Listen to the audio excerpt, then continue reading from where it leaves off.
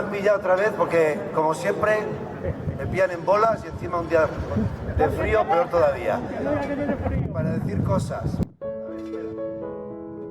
Es que la gallina es más baja que yo. Tengo que agacharme.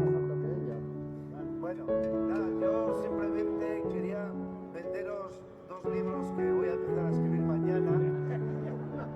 Vale, gracias. Vale, el primero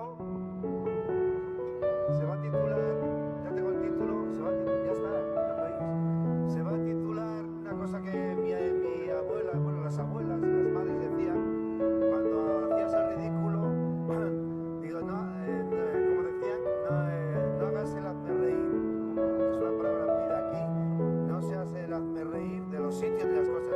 El hazme reír va a ser el primer libro y va a tener 2 capítulos. Bueno, va a tener la introducción y un capítulo. La introducción, como es una cosa sexual, se lo va a dejar a Ayuso o a gente así del PP que saben de introducir mucho y de sexo. Entonces, esa va a ser la introducción. Y el capítulo va a ser dedicado a... se va a titular Todo el mundo se ríe de nosotros.